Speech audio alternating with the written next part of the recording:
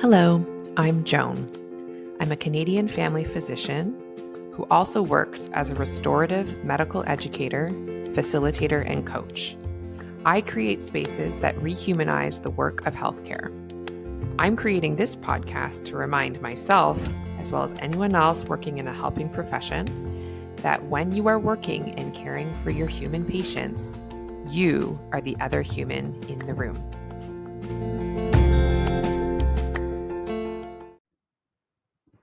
Hey there, healthcare humans. Before we dive into this week's episode, I wanted to give you a quick reminder that Creating Space, my new coaching program and retreat, is going to be starting October 7th, 2024. So if you have been listening to the podcast for a while and really already making some changes in your life that help you rehumanize healthcare, and you're ready for the next step, you're ready to be a part of a community of healthcare humans who are asking these same innovative, system changing questions of what happens if I find a way for my version of healthcare to be human for me? How does that change the system as a whole? How can it feel better for my own life? And you want to spend most Monday afternoons with me for the next 6 months, as well as a fabulous 3-night retreat in April where we sink in even deeper and get to be in real-time community with each other. I would love for you to join me. There's a really amazing group of healthcare humans who have already signed up, but there is space for you. We're waiting for you. So what are you waiting for? So in this podcast, the show notes below, you'll be able to find the link, or you can just go to joanchanmd.com/space, book your call with me. We can make sure it's the right time for you, good fit for you. And let's get going. We're waiting for you to join us in Creating Space, and I'm so excited for you to book your call and see you there. Now, on with the episode. Hello there, healthcare humans. Thank you so much for coming back for another episode of The Other Human in the Room. So this week's episode, you'll have already seen the title if you've clicked, but if you weren't looking, what I'm going to be asking you this week, and the question I've been asking myself a lot recently is, are you arguing with reality? This is one of my favorite questions, first of all, to ask myself, but also to ask people that I'm coaching, people that I'm teaching, people in courses, whatever it is, because it's a concept I find very helpful and not particularly like shame-based. It's just like a curious question to be checking with yourself, and it can really ease a lot of suffering that's going on in your life, potentially. So I get the phrase arguing with reality from a Byron Katie quote. I have talked about Byron Katie before on this podcast, but in case you haven't heard those, she's a really interesting, I don't know how she would classify herself, like a spiritual teacher or a self-help person or just a human doing her thing. But she has a very fascinating story. And her big thing is she uses this particular methodology of like self-reflection, and that you can also use with others. Like I at one point I was working with a therapist that used her methodology with me. She calls it the work, and it's about questioning your thoughts and double checking if the default stories that your brain is operating in are helpful to you, or even the truest thing that you could be telling in a given situation. And so along with that, she has this quote that I've heard a lot in coaching spaces, but I also just find to be true. So it's useful to remind ourselves. The quote goes, "When you argue with reality, you lose, but only 100% of the time." So the notion is a lot of our thoughts that are flying through our brains, especially thoughts that make us feel stressed, that make us feel anxious, that make us feel annoyed or irritated or angry, especially if we have them over and over again, and we notice they're not productive. We notice they're just causing us to like worry a lot or really ruminate on it or really, rant to our friends over and over about the same issues. One way to view that is perhaps what we're actually doing is arguing with reality. We're trying to say, reality, you're not the way it is. You're not how it should be. And I think there's a distinction between looking around the world and thinking, it would be preferable if some of this was eventually different. I would prefer if there was no war. I would prefer if there was no starvation. Like, that is not what she really means by reality. She means reality as it exists right now.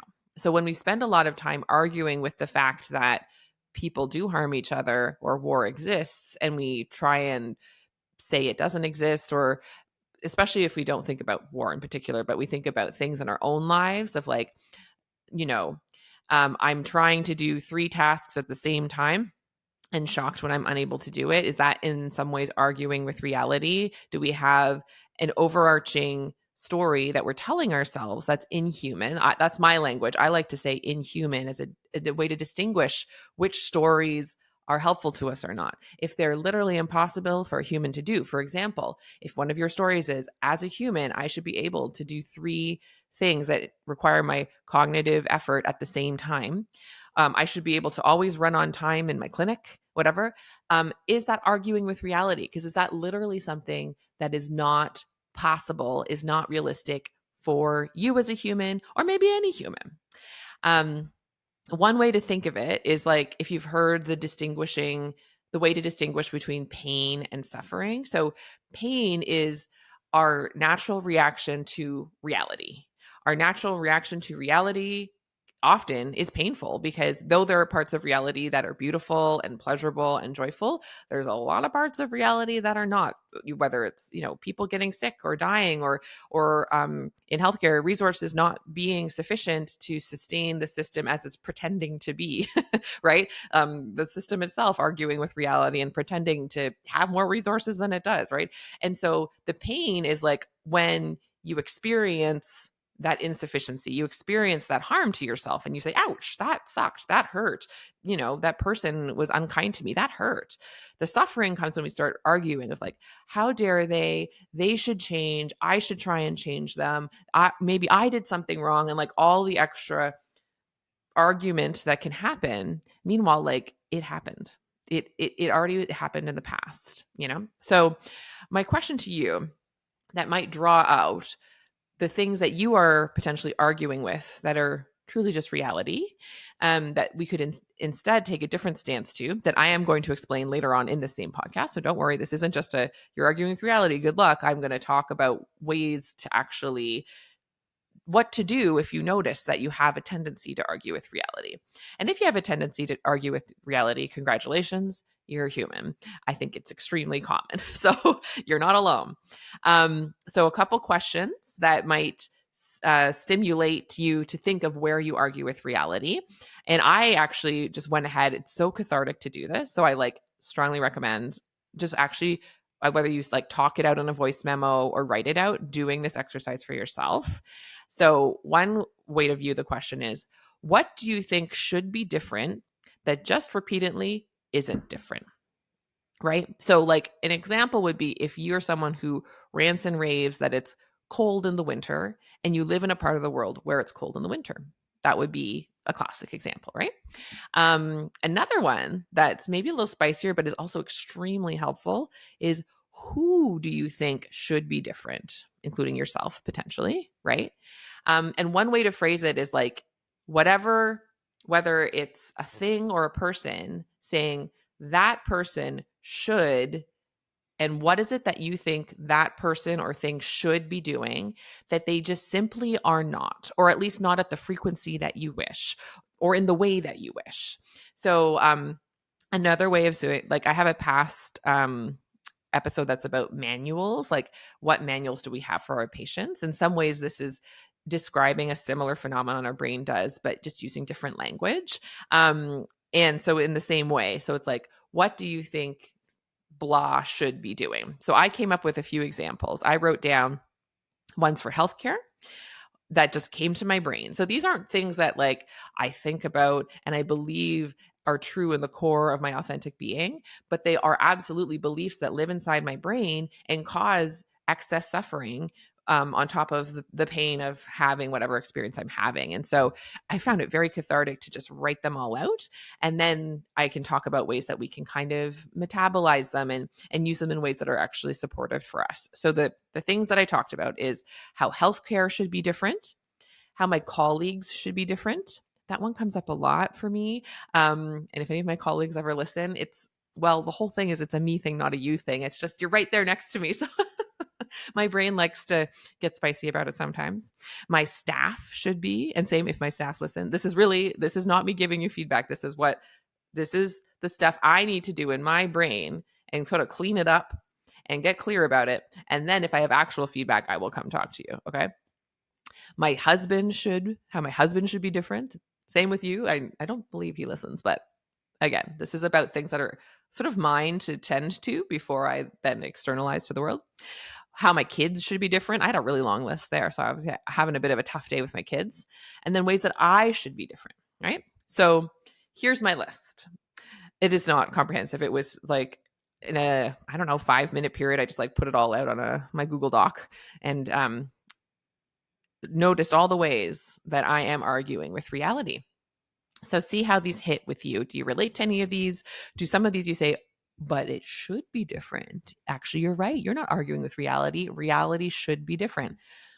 That is arguing with reality, just FYI. So healthcare should support me. Healthcare should be smooth and organized.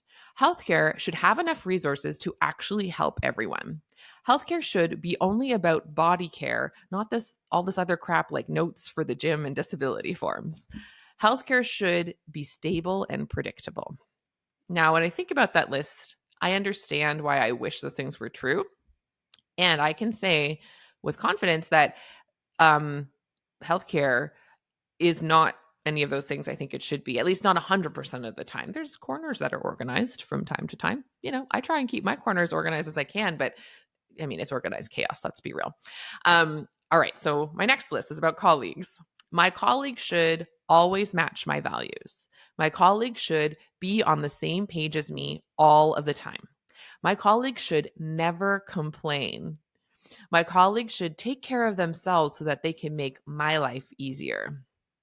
It's helpful to really spill the tea. Like some of these are like, "Ooh, you can't say that out loud." And I wouldn't say them out loud to my colleagues because it's not about them. It's about me and how I'm fighting with reality of like them being humans and being themselves, right? But it is very helpful to still have an outlet to share these things. That's where Byron Katie has a version of this, it's called the Judge Your Neighbor worksheet. I'm sure I've talked about it before. And she says, like, be as complainy and petty and judgmental as you can as you fill out this worksheet.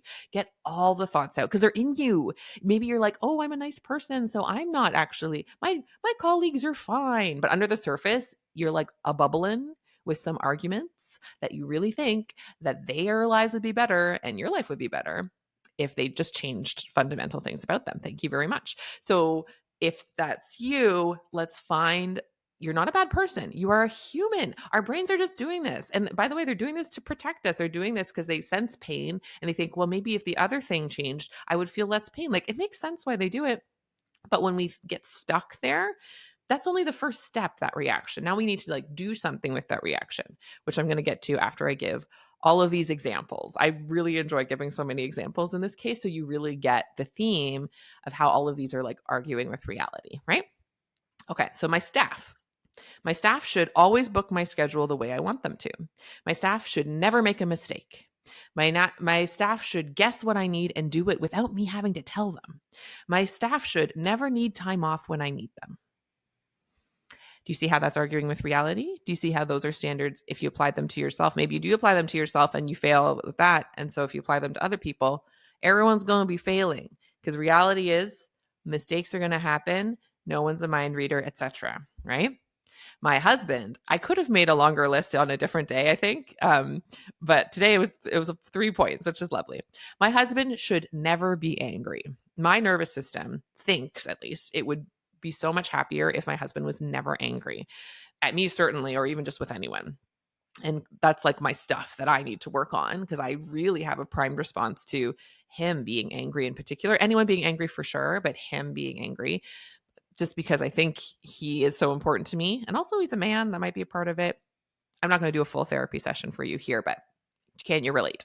My husband should always be calm and attentive and loving towards me and the kids. Gosh, well, that would be nice, wouldn't it? My husband should like all the same things I like, and he should never disagree with me. How dare he when he does, right? This came up the other day. I was like trying to explain to him how two songs sounded similar, and he was like saying, and but on the other hand, and I got so annoyed with him. And I realized afterwards it's because I wasn't actually interested at all in his opinion. I just wanted him to agree with me. And so maybe if I told him ahead of time, like, hey, turn off your brain and just agree with me, and then that will be a great conversation for me right now, please. Like, he could decide if he wanted to do that. And it would make sense if he didn't. He wanted to have his own opinion. I had my own opinion. So anyway, my kids should. Oh, long list for them, poor things. My kids should never talk to me at the same time. It's so much. And then they both get louder and they both like freak out, which leads to number 2. My kids should never yell and scream when I'm already overwhelmed. That's like fully what happens after, hey, you're interrupting me. Rah, it's too much. Stop it. Never do that, please. Why don't they listen to this feedback I'm offering them? It's very reasonable. I always follow it. I never interrupt anyone, and I never yell. Are you kidding? I'm being sarcastic, by the way. My kids should already know how to do everything for themselves. Don't they just come out knowing how to do things? Why do I have to be opening the peanut butter jar all the time? Sheesh. But also, my kids should never grow up, because as soon as they learn to open that peanut butter jar, I'm like, oh my God, they're going to leave me one day. Like, I just dropped them off. They both are finally going to like the same school. Like, my youngest is now in junior kindergarten, and like, don't grow up. He was carrying his giant backpack and he did it on his own, and it's a lot. So it's like, need me, but don't need me. These kids can't win. Poor things. My kids should never be mad at me or hate me, because it hurts my feelings and I don't like it. Thank you. My kids should always obey me. Well, shouldn't they? And why haven't they gotten that memo? They are not doing the obedience game very well. My kids should remember where they left their favorite stuffy so that we're not tearing the house apart at bedtime. Very specific. And gosh, I wish. I sure wish. The I wish thing is about to come up later, by the way. My kids should never put their poop anywhere but the flush toilet. That one has come up more recently than I would care to elaborate on, for their privacy and for your, stomachs. And then my last list. I should, and I could probably go on and on, though my self-critical voice has dimmed. So it's good to have less access to these, but certainly it's all still there. So what should I be doing differently? I should be able to get everything done. And like, don't define everything. Anything that pops into your mind, I should be able to get that done too. Everything. I should always be able to run on time. I use that example up top. And oh my gosh, guys, let's just collectively, humans, healthcare humans, that is an inhuman story that we can always run on time. I should make everyone happy, especially if we're trying to do the one I just mentioned. I should be able to run on time and make everyone happy. Good luck to you. Tell me how you do it. I think that's arguing with reality. I should look like those thin, white, conventionally attractive people I see online. Oh my gosh. I've spent a little bit too much time on Instagram just in the past couple of days. I deleted it again. And one of my signals that I know means that I've like over my social media capacity is if I start disliking how I look in the mirror more. I'm like, bye. Also, I need to follow people with different body sizes. That helps too. I should stop aging. Well, there's a whole branch of the economy that agrees and wants to sell me things that will theoretically help me do so.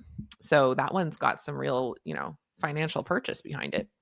I should always know what to say.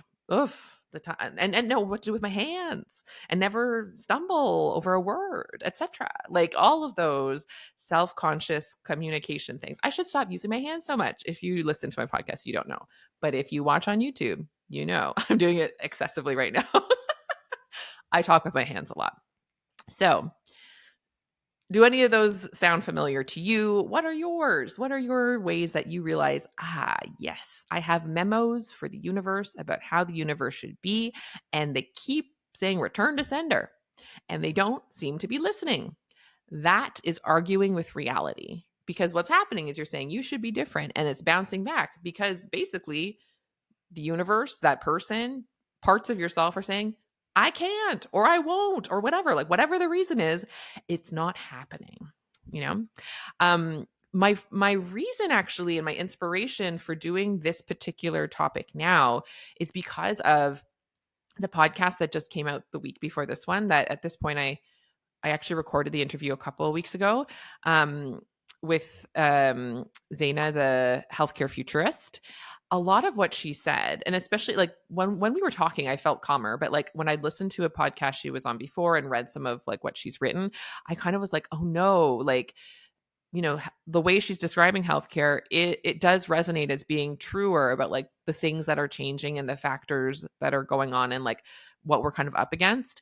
And I'm like, I don't want that to be true. I want to like go back into my little bubble and think that we can keep continuing the way we're continuing now and not have a bunch of change and it'll all work out fine. But like we already have evidence about how that's not true. It's not even like predicting the future, though that's what she's looking at the signs of now and noticing the trajectories for the future.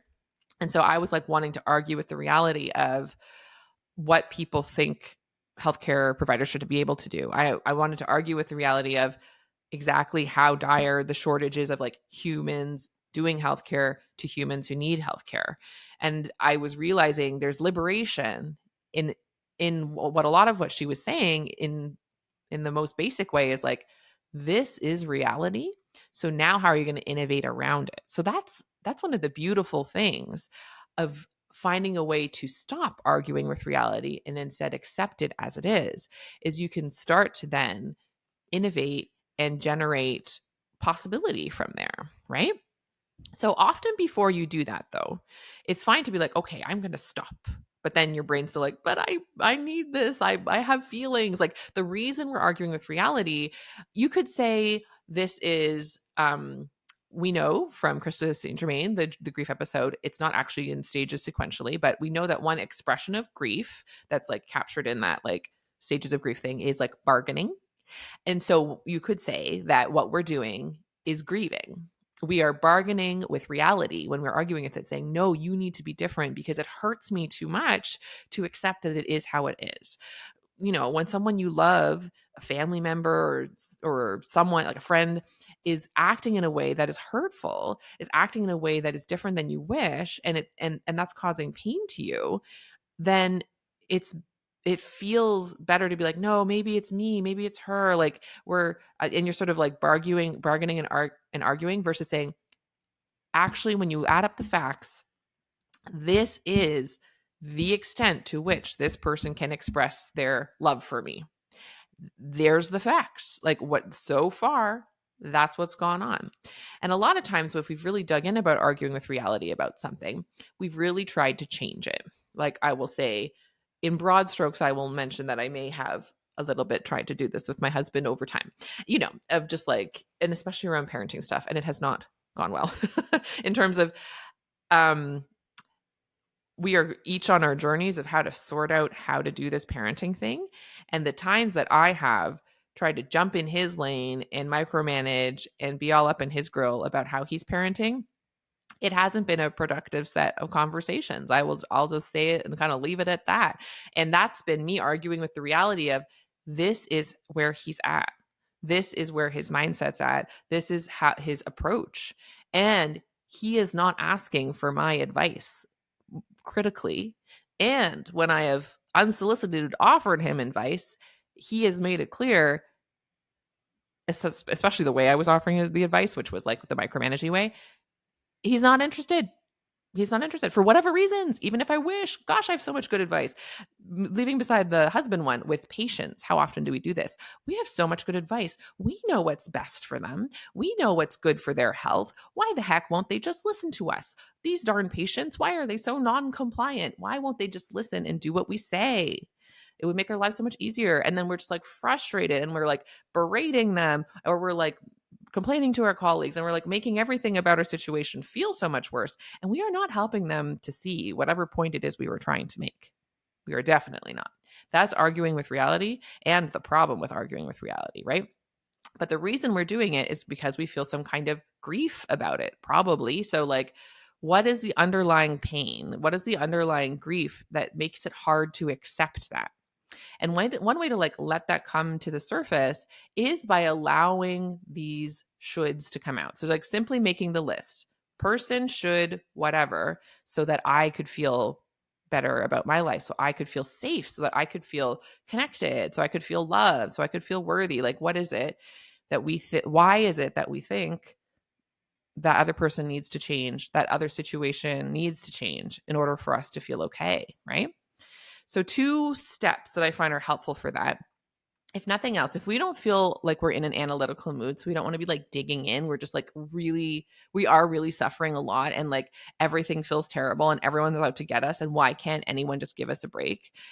It is useful to, if nothing else, simply offer yourself the I wish statement. I use I wish statements all the time with myself, with friends, with my kids, with patients all the time. It's a way to validate the wish, the bargaining. It's a way not to shame, being like, you silly person, why are you arguing with reality? But saying, hey, I get it. I wish that healthcare was supportive too. I do. And so that validation and like acceptance that the initial reaction isn't silly or wrong, and really respecting and honoring it, sometimes that just turns the volume down on it, and then you can see the actual reality more clearly, right? Because your reaction and this arguing with reality is actually part of your current reality, right? So by doing that, it helps to ease it. And sometimes that alone, it just lets it settle and then you move on. And other times you want to dig further and like really get curious about it, right? So some examples. So like, and also, I also like if I'm thinking of doing it in conversation with someone else, or even in kind conversation with myself, like a self-compassionate way to phrase it is like, of course you wish that. Of course you do. It makes sense. So here's a couple. Of course you wish your work environment was comforting and stable. You spend such a large portion of your life there, and the actual work you want to do there isn't always very comfortable or stable, even in and of itself. So of course you wish that like at least you had pens at your desk every day. And often we lose our crap about the pens because, that feels simpler and easier, and it's sort of the final straw. But really, like, there's enough labor, there's enough emotional bandwidth that you're chewing through simply of like witnessing other people's sufferings and people yelling at you and that sort of stuff. Of course you wish your patients never yelled at you. It I would argue the vast majority of humanity does not feel comfortable being yelled at. And if they did, they've really had to build up that skill, or lived in a household where everyone yelled and it was fine, I guess. But like for many of us, certainly me, it's very activating for my nervous system when people yell at me and are angry at me. Angry at the thought of me, I guess I'll say. But like, so of course I wish that didn't happen. And it is what's happening now in this case, if you're really stuck in a story because a patient is literally yelling at you, right? So another one, of course you wish the person you love the most was never angry with you. It threatens your emotional connection in a way that feels scary and painful. I say this one to myself a lot. Like when my husband and I are having the necessary, challenging, real conversations, that means we're being authentic with each other instead of just pretending to be who we think the other person wants us to be.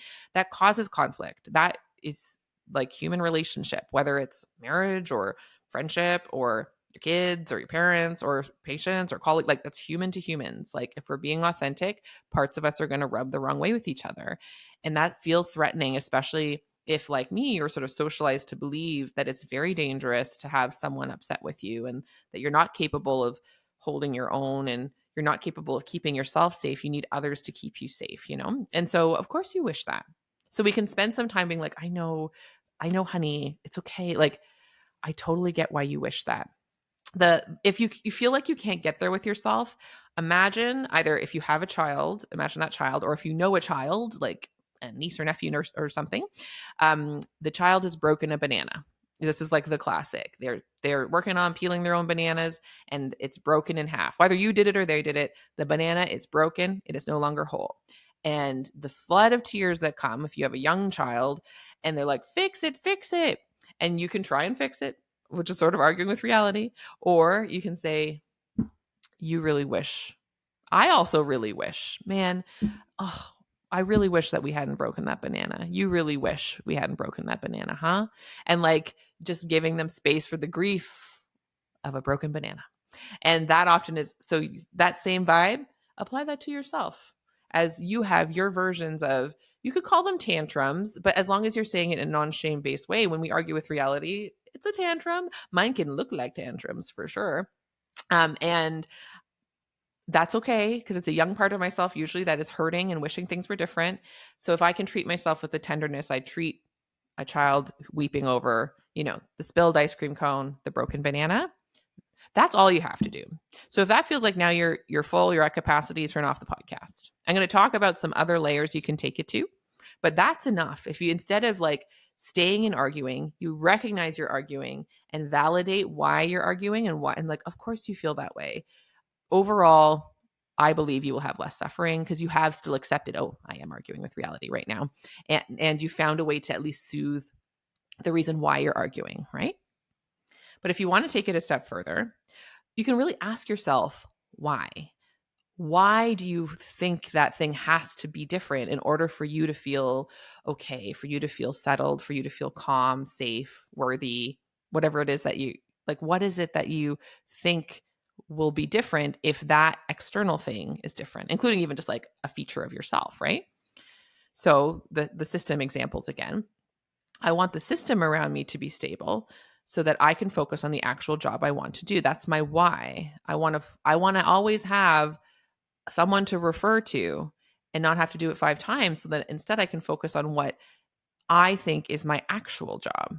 So then it's like, oh, that's interesting. So what for you is your actual job? What part of this job actually feels the most satisfying that even when it's uncomfortable or unstable, you don't mind doing? Because like, you know, speaking to another human about their health has unstable, unpredictable, chaotic parts to it because humans are those ways, right? So like what parts of it do you I don't mind holding space for someone who's grieving, even though I know that can look very unpredictable. I don't take it personally. I know it's part of my job.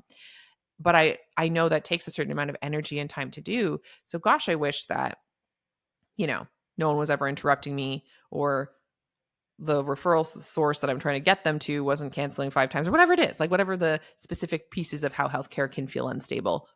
What are the ones that are bugging you today? Okay.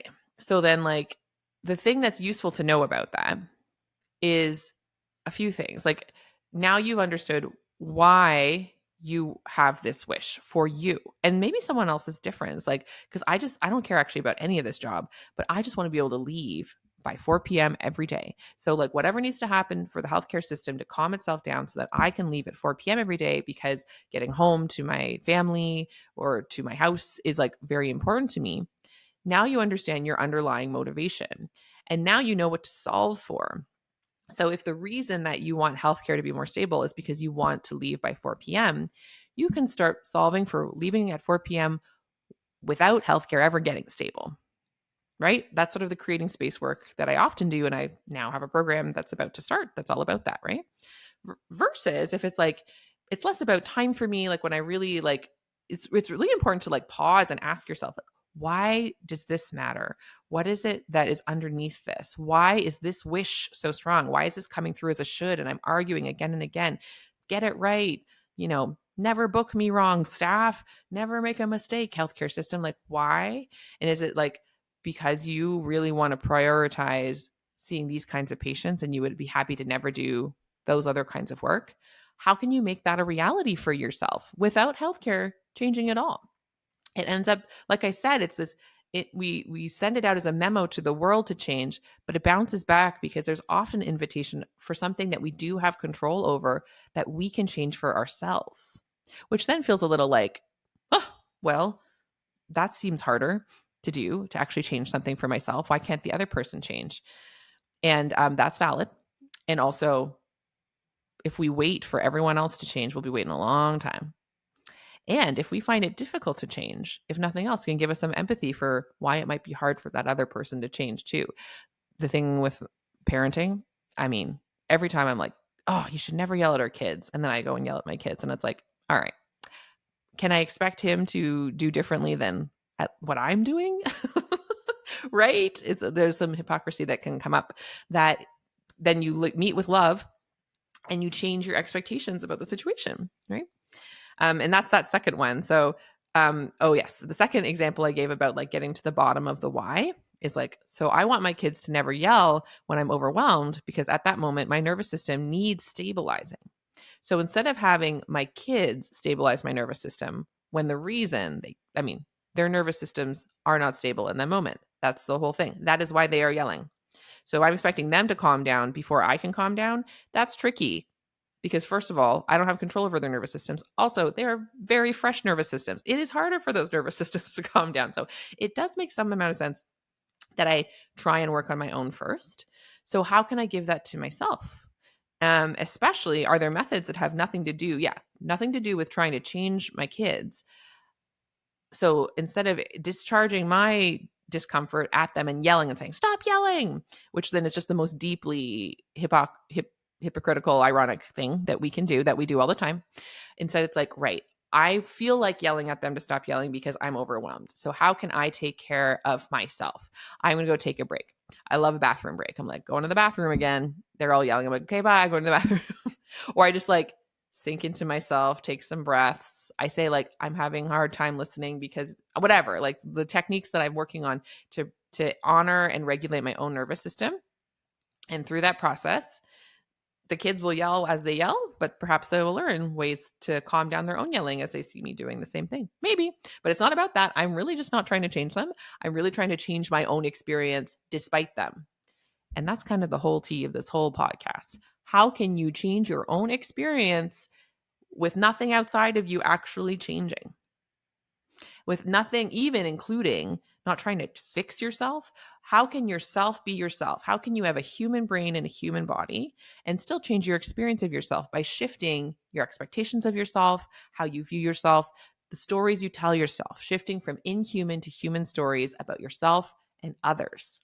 The inhuman stories are arguing with reality because reality is you're human. The human stories, they may feel a bit foreign because they're not the dominant stories you've been socialized to think you need to believe, but there will be a sense of relief and possibility and liberation as you practice believing them instead, right? So just to reiterate, what is the issue with living with the shoulds? Because maybe some of you are crossing your arms, you're like, yeah, but like the healthcare system does need to change. It is on fire. So like, are you saying we should just accept it and lie down and be like, oh, well, it is what it is? And I'm not necessarily saying that. What you do next is up to you. But the trouble is if we're like, oh, the healthcare system, it's so bad, it's so terrible. And you can say all those things. It's not about if you say them or not, but like noticing if you're saying them again and again, noticing if your expression of how you wish the healthcare to change is simply wishing and not even tending to the, oh, I'm so frustrated and hurt by this particular way that healthcare has hurt me. Instead, I'm just like raging at it, and I'm raging at other parts of the healthcare system, and I'm raging at my patients, and I'm taking it out on everyone. What is that? What's the net result of when you are arguing with reality and doing it in that way, right? Because the problem is like these inhuman stories, if they're the main narrative through which you're living your life, you will always lose because reality is reality. And they often backfire and actually make things worse. They often make more of the thing you already hate. They become a self-fulfilling prophecy that makes your experience worse and also like makes others' experience potentially worse in the direction that is the opposite of what you're hoping for. So like the way that Byron Katie asks this is like, how do you react? How do you feel? How do you act? Look at your behaviors and your actions when you are believing that thought, whatever, like the I should run on time thought. If when I should run on time is running you, how do you act in patient appointments? How do you act with your staff in between appointments? How do you act towards yourself? How do you or do not feed yourself lunch? Like, notice what happens when that's the story running your life. And what is the fallout of that story? What is the fallout of that should, right? So the two, I know I just gave the running on time example, and which I hope will, if you reflect on it, illustrate the harm of that being the sole primary driver of how you do your work. Here's some other examples that I've fleshed out. So like when the healthcare system doesn't work the way I want it to do, making my day more complex, more full of tasks and interruptions and distractions. So if I then take that on and say, that's not the way healthcare should be, healthcare should always be simple and never distract me. One of the things I often do is I spend a bunch more of my time and energy ranting and raving to my colleagues and my friends and my husband. I'm like texting them, I'm doing things. And in doing so, I'm adding more tasks and complexity to my day, as well as distracting others from whatever it was that they were doing. Now, this isn't to say you should never like vent or share. I'm not telling you what you should or shouldn't do, but I'm noticing for myself, like, right, like, I'm like, oh, there's too many distractions, and I'm distracting someone else while I'm doing it. So how could I be more aligned with what I actually wish for, which is less distractions holistically, and like lead from that place, right? I have not simplified my life. I have not reduced my workload by venting about things being worse and doing less and like doing less in a way that actually ends up backfiring for me, right? The second example. So when my husband acts in ways I don't want him to, and I yell at him and try and manipulate him into acting the ways I do want him to do, it doesn't convince him to change and often makes him more upset, triggered, and more likely to do the same actions that I was already upset at him for. I've already explained this a bit earlier. You can tell this is a theme in my life, and it's not because I don't love my husband. And actually, we have a great relationship, in part because really shifting this piece has opened up our relationship in huge ways. Like really accepting the reality of exactly who he is right now. I mean, that's unconditional love. And the fascinating thing is it honestly has left so much more space for him to go on his journey, including whatever he chooses to do in terms of changing for himself or not. And it's beautiful to witness how much that has happened as I have stopped trying to change him and vice versa. So it's all about accepting that reality is really what's happening now. It's like when you know where you are in the forest, then you can make real choices that are under your direct control, seated in your own power and sovereignty, including actions that could possibly lead to real change and contribute towards the outcome you actually want and ripple out to help others. So, like, in my accountability podcast where I talk about like the patient outcomes in the middle, usually that's in the case of like there's been an undesired patient outcome and we want to blame ourselves completely. But then instead you use like the spiders or the spokes of the wheel and say, this was my contribution, this was my spider leg, and here's all the other ones. So you could use that in the positive sense too. You could say, what's an outcome I want? I would love if in healthcare people treated each other with more kindness. I would love if in healthcare people were gentler and more compassionate with each other. So say I'm like, people should be more compassionate with each other. How dare you not be compassionate with me? You piece of garbage. Do you see how now I'm yelling at them? Be more compassionate. How dare you not be compassionate? Blah, blah, blah, blah, blah. And so and what's the likelihood of then that person becoming more compassionate as I yell at them to become more compassionate? Have I contributed net compassion or less compassion? Like I'm now a part of the chain of screaming, right? It's fun. Like, listen, it happens. I'm not here to shame when it happens, but just like notice it's literally not contributing to the thing that you're really desiring. So how can understanding what you really desire and starting to contribute to that instead, it feels a whole lot better and it changes your experience sooner than you think. The external stuff doesn't have to change and you already feel better. And you're like, there they are being them. Wow. So in terms of like the third piece of this, in terms of like how to really see the new, more human story to practice believing instead, I really like Byron Katie's like turnarounds. So the way that she does it is she asks you to like write down a bunch of things, including like blah, should, blah, right? Like husband should never be mad, whatever the case is. And then she asks you to flip it. So flip it in terms of flipping around who's the subject and object, flipping it in terms of from like should to should not, that sort of thing. So I'm going to give you some examples. And so you do the turnaround, you flip it, and then you also give at least 3 reasons why it's at least as true as the original statement or even truer. And the goal is not to like gaslight ourselves that there's no truth in that life would be better if this other thing was different, like I said, we can wish that that were true, but also how is the opposite equally true or maybe even truer?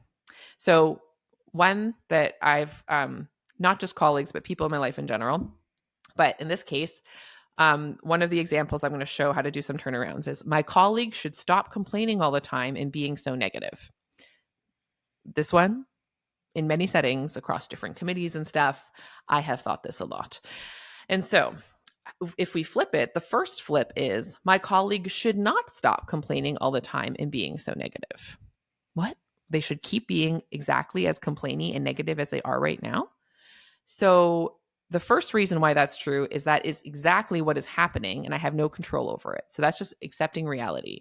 So that's just Barb being Barb. No one in my life is named Barb. So I'm just like made up that name. It's like, there's Barb being Barb. She's barbing all over the place again. She's doing her Barb thing. And there's something so peaceful about being like, I am not surprised by this person who literally always acts this way, acting this way again with patience. I really love some of my patients that I found the most challenging because I'm like, oh my gosh, Stevie's just Stevieing it up again. There goes Stevie being Stevie. And then I just like love them. And I set boundaries around how much time I spend with them or whatever. But like, oh, there they go doing their thing. And there I go doing my thing with my hands and my whatever. Right. So there's something about like accepting all of these funky, quirky humans we're on this planet with. So that's the first reason why she shouldn't stop complaining is that's her job, apparently. There she goes, doing it again. And that's very Byron Katie, the way that I've just said it. She's always like, there they go. That's their job. They shouldn't drink, but they are drinking. So it's their job to drink. We don't know why, but look, there they go. They're doing it. So, and I just think there's something very peaceful about accepting that that is exactly what's happening, whether we think it should be or not. The second reason why it could be at least as true that my colleague should not stop complaining all the time and being so negative is that she like actually isn't complaining all the time and being so negative all the time. Like if I zoom in on the situation that I'm like, oh, she's just complaining. She's so negative. I could look at her same actions through a different lens. Like sometimes it is really a pure complaint that she said before, but other times, though it's in like a tone I find complaining or whatever, she's actually pointing out an issue that's useful for me to know. So like I'm actually getting information. If I stop being like, oh, she's so complaining, I'm like, oh yeah, I guess I can't. Okay, thank you. Now I won't refer to that person. You know, like there's ways I can get information out of it. Also, she's just expressing her feelings and like doing her thing.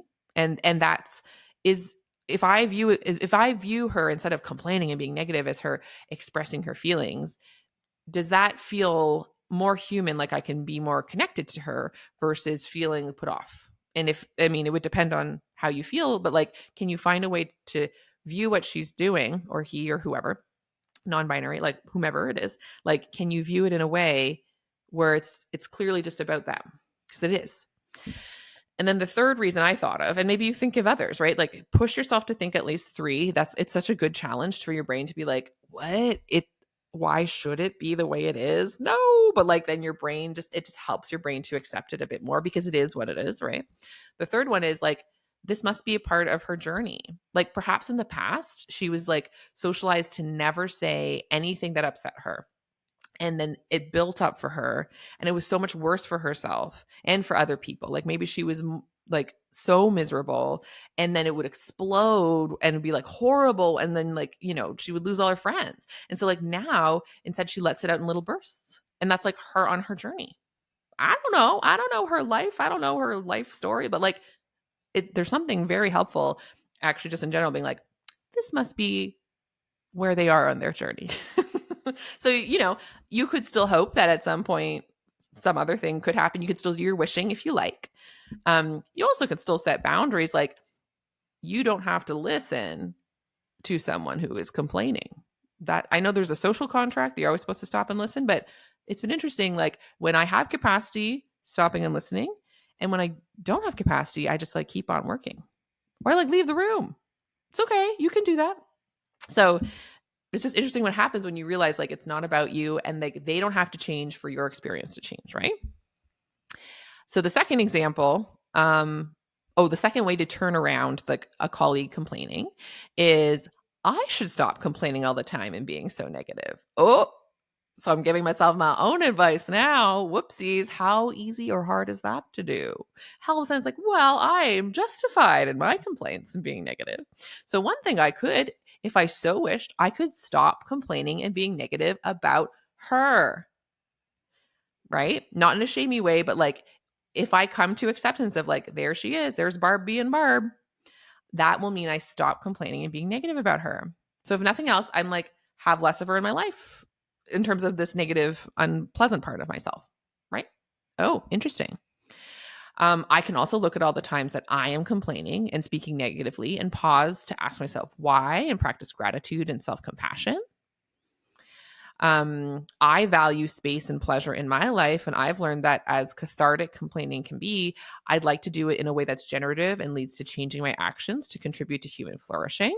So like I could keep complaining as much as I need to, but be positive about like how I'm using that complaining. So it's like, so I could complain and be positive about it instead of stopping complaining and being negative, right? Like those are just three that came to me of like, oh, so I can shift how what I do with complaining, including if I'm choosing to complain to this person, I could choose either not to do that, or I could choose to model how, when I think about it, it's like, hey, do you have time? I need to, I'm really feeling the need to vent. Do you have time? And like, not in a way where I'm like, now you should do that to me, but like, just naturally what happens if you set a new tone, you set a new culture and you model a new way, sometimes people notice it and take it up. And sometimes they don't, but your life's still better. Um, so the last one is, so I wanted to do another set of turnarounds as well. This one's sort of about the healthcare as a whole, because like that's, like I said, this topic originally came up for me when I was like fighting the reality of what Zaina was sharing with me about healthcare as a whole. So healthcare should be populated by enough humans to meet the needs of the patients without burning the clinicians out. I'm like, yes, I believe that. But then I look around healthcare and it's not the case. And so I can kind of panic and be like, oh no, I don't have what I need in healthcare. And so now everything's doomed, right? Like we can really feel that way. So, like, how do we accept the reality that healthcare doesn't have enough humans to meet the needs of the patients without burning the clinicians out? Not yet. It doesn't have it.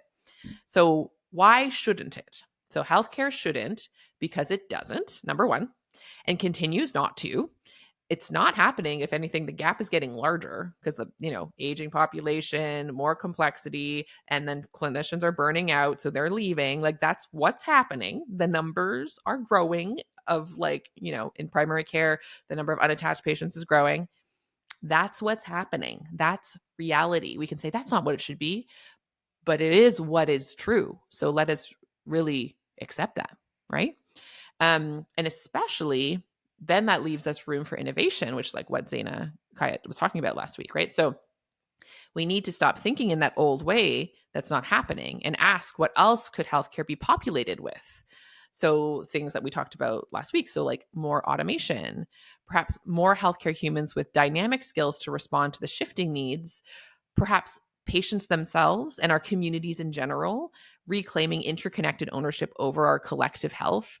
I think that has to be part of the problem. Like, it doesn't matter how many more doctors and nurses and everyone that you pour into a healthcare system, if you're living in a world that's making people sicker than it needs to be and stressing people out more than it needs to be, right? So, like, maybe we really have to have enough of a sadly, I'm not saying it should be this way, but it appears that one of the opportunities of having a crisis in healthcare is to offer parts of healthcare back to patients, back to communities, back to society, and saying, hey, some of my patients are sick because they can't afford housing.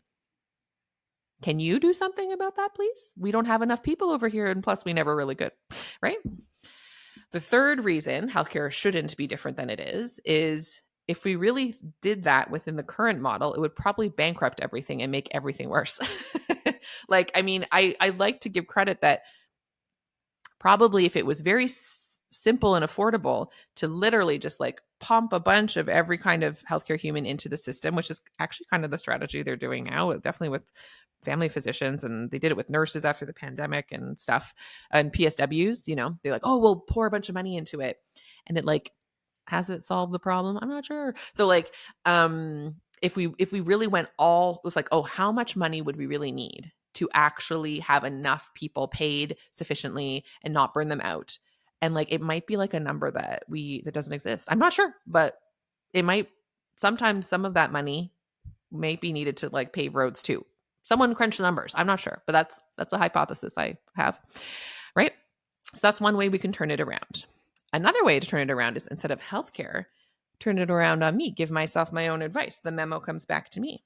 So I should populate my own work with enough humans to meet the needs of patients without burning myself out.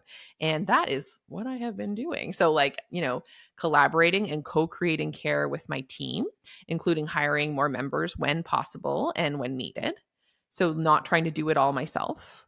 So if it's about needing more humans to meet the needs, well, I'm witnessing more needs. Can I collaborate and bring in more humans? And where can I do that?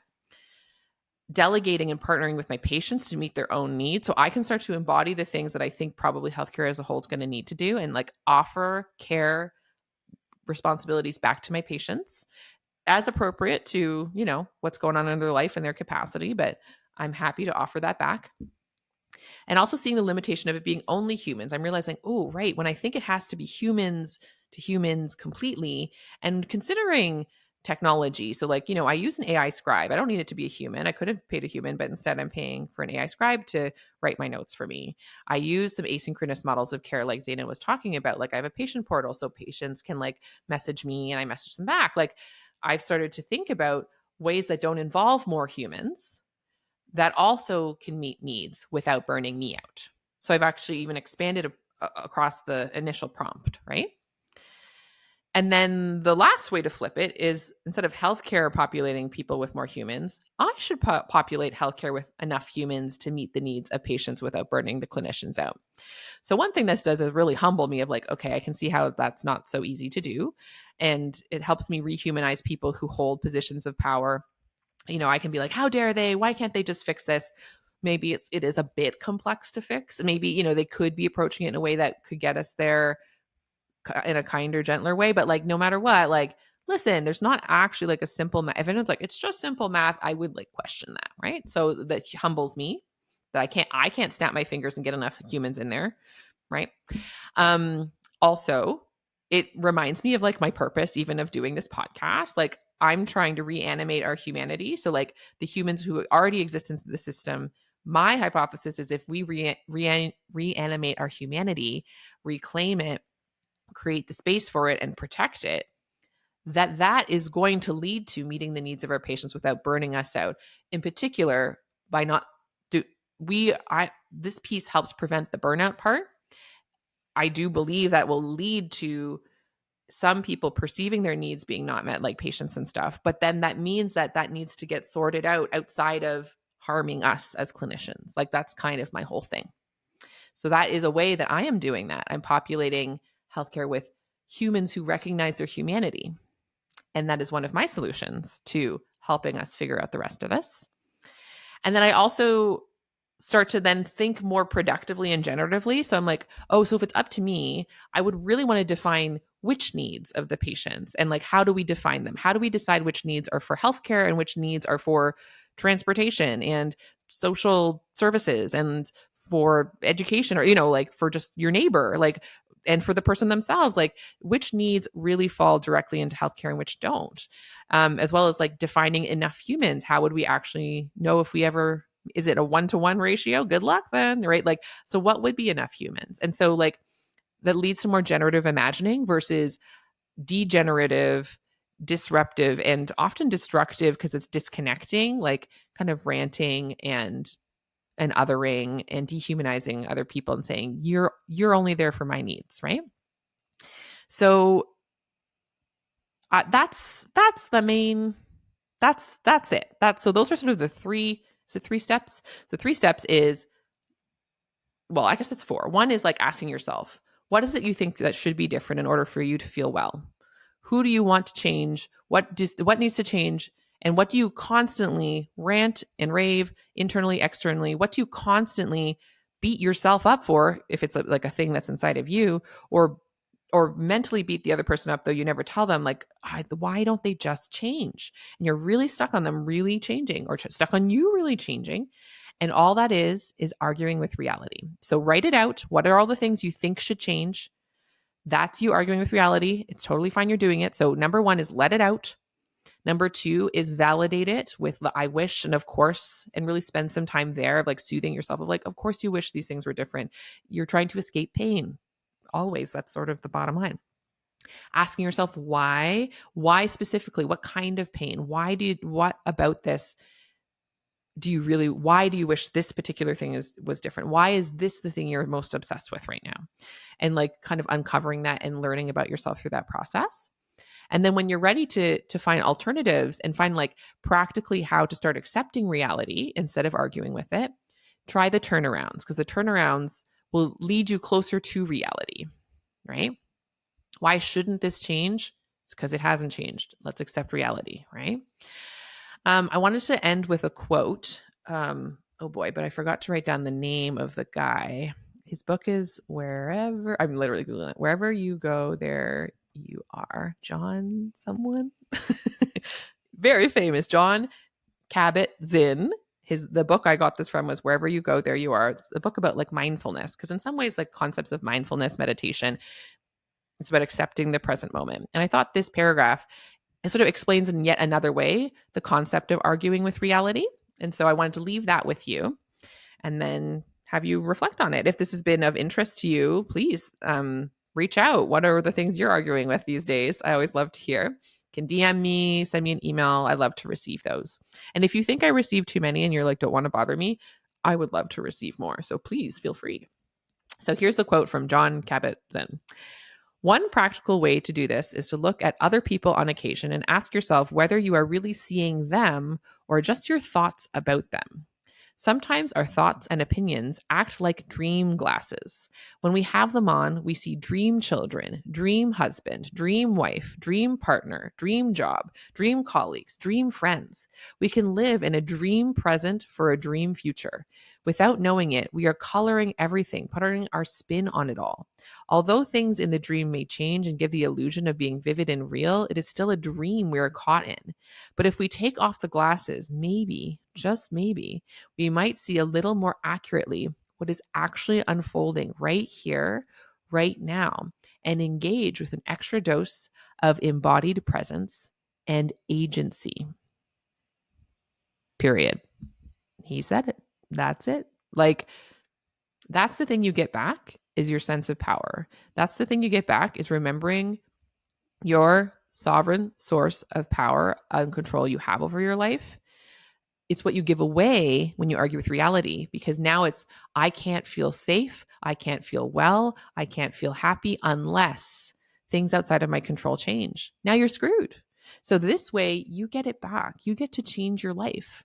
And the fascinating thing is, as you change your life for you and release the responsibility of anything else changing, often a ripple effect happens. And it may not be in the direction you expected at all, but actually it ends up, honestly, in my experience, even if it ends up causing temporary upticks of discomfort in certain directions, it always ends up net being better because you're showing up more authentically rooted in your humanity.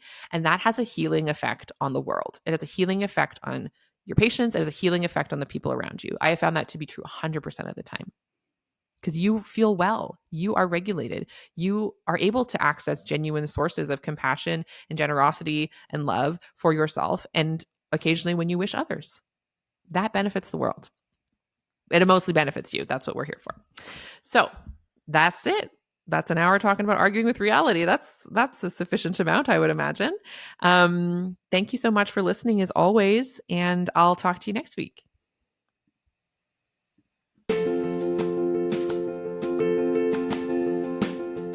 I would love to take this work deeper with you. Visit joanchanmd.com today and discover my growing menu of options for restorative medical education to suit your learning needs.